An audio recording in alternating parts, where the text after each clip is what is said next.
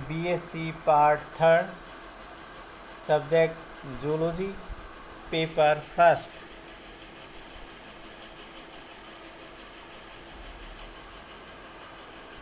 हम पढ़ेंगे उद्विकास के पक्ष में प्रमाण।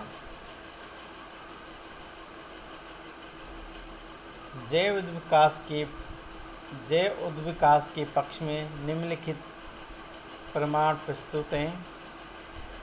इनमें पहला है समजात अंग या होमोलोगस ऑर्गन, दूसरा समरूप अंग या एनालॉगस ऑर्गन्स, तीसरा जीवाश्म या फॉसिल्स, और भी हैं इनके अलावा।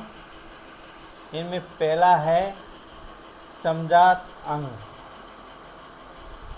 ऐसे अंग जिनकी मूल रचना तो समान होती है, लेकिन उनका प्रयोग अलग अलग कार्यों के लिए होता है, समजात अंग कहलाते हैं। छिपकली के पंजे, फोलिम्स, चमगादड़ व पक्षी के पंख, मानव के पंजे, मेंढक के पंजे आदि में humerus, radius, ulna, carpals, metacarpals आदि अस्थियां होती हैं, अर्थात मूल रचना एक जैसी होती है, परंतु इन सभी का कार्य अलग अलग होता है। चमगादड़ का पंख उड़ने के लिए, मानव का हाथ वस्तु को पकड़ने के लिए, छिपकली के पंजे का प्रयोग दौड़ने के लिए होता है।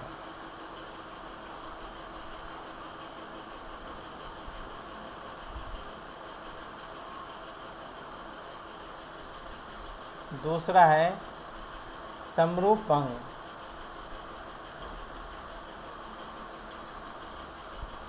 ऐसे अंग जिनकी मूल रचना तो अलग अलग होती है, लेकिन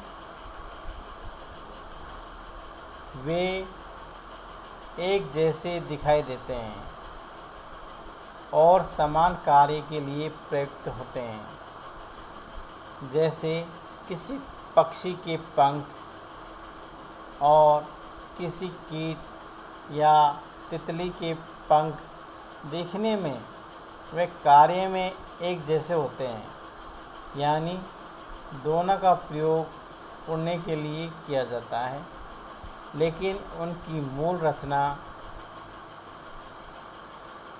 अलग अलग तरह की होती है।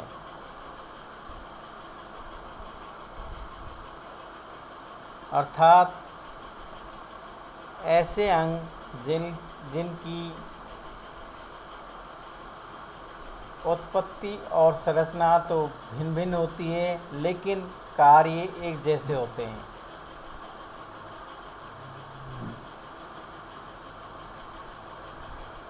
तीसरा जीवाश्म या फॉसिल्स। बहुत समय पहले पृथ्वी पर पाए जाने वाले जीवों व जंतुओं के वर्तमान में मिलने वाले अवशेष जीवाश्म कहलाते हैं।